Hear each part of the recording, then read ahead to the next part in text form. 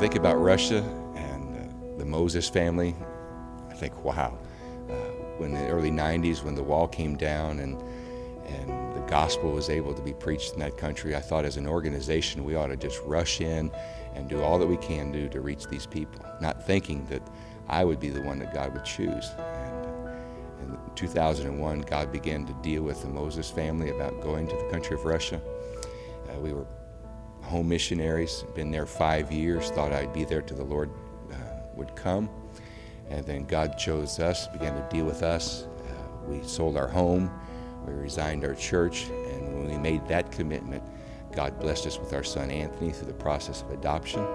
And so we arrived in Moscow, Russia in 2001, new missionaries, new parents, and scared to death.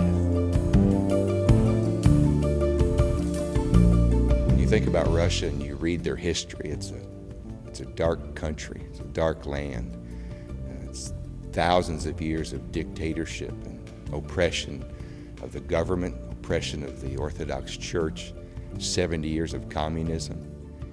When I watched that speech of Ronald Reagan saying, "Mr. Gorbachev, tear down this wall, open this door," and then to see God do a miraculous thing and open that door and allow us to go in and preach this glorious gospel, I am just humbled and amazed at the power of God to work in our world in these last days. If you seek liberalization, come here to this gate. Mr. Gorbachev, open this gate.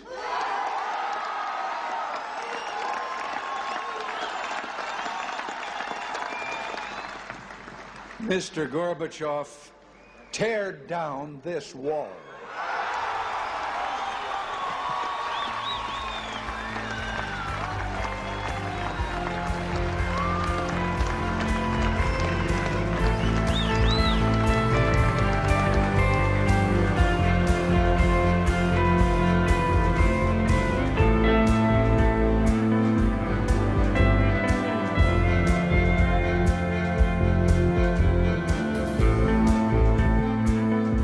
One of the challenges that we have faced in the last 3.5 years is visas, and to continue to keep the current visa that would allow us to stay in the country long term. And we thank God that God has put people in our path that has allowed us to stay on location. But one of the things that is a benefit as an aimer that would come to Moscow, study the language at the University of Moscow, they get a student visa. And they are allowed to come, live in the city for 1 year, no hassles, study the language, and be surrounded by 30,000 students that need to have direction. Amber, our aimer in Moscow. AIM is incredible, and coming through the language program was the best step I have taken. So I encourage you to come to AIM in Moscow, Russia. The harvest truly is ready here in this city, so come and join us. We'd love to have you. I like living in Russia because I have lots of friends, and you can meet new ones every day, and we also get to travel all over the place over in Russia. We started out in Moscow, now we're in Krasnodar.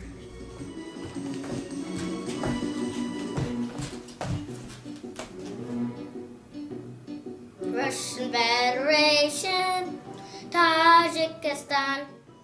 I have a friend named Timothy, and he comes to church with me sometimes. And we want more people to come to our church than we've ever had. And Armenia, these are the countries of the former USSR. It's an amazing thing to be able to work together with my husband and my son, doing the work of the Lord, and sharing the same burden and reaching out to lost people together. We love traveling, we love meeting new people, but most of all, we love sharing the gospel together. Ukraine, Moldova, Georgia, Belarus, Azerbaijan, and Armenia. These are the countries of the former USSR.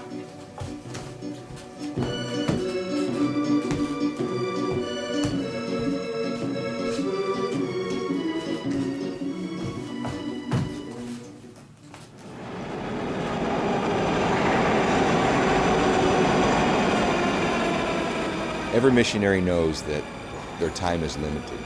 They don't know how long they're going to be allowed to stay in a foreign country as a foreigner.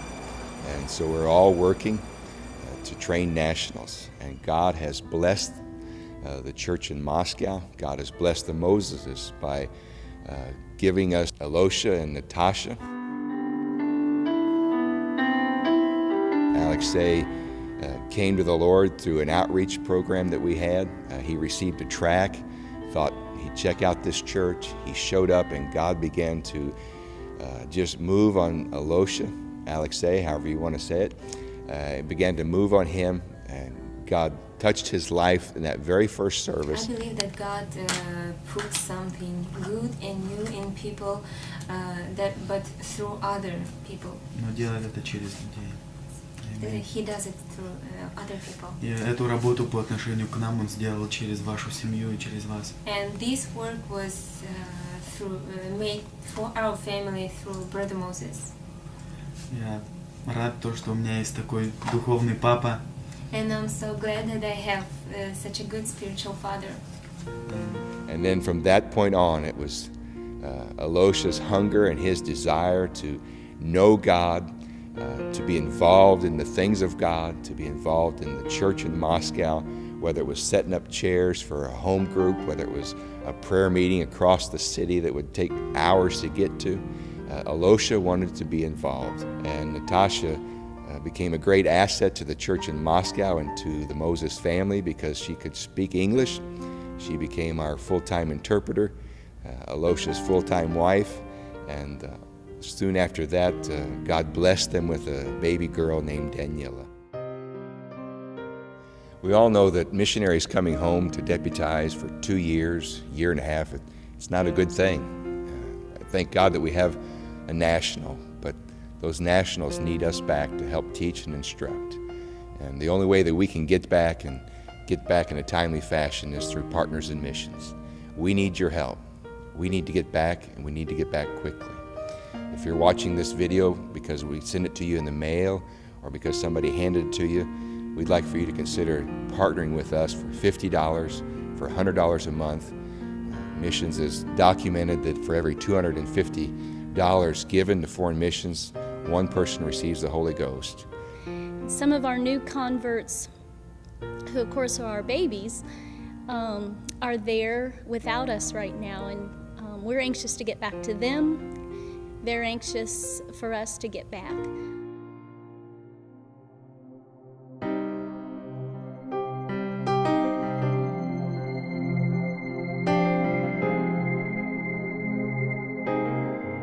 I challenge you to read some history about Russia.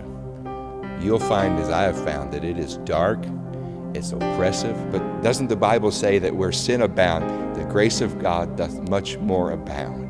And is God not able? Yes, God is able. God is able to do a quick work. And I believe our time is limited. I believe our time may be short. That's why we must sacrifice, we must give. We are racing the rapture of the church. We are racing maybe a time limit on this door being open. Souls. Souls is what matters.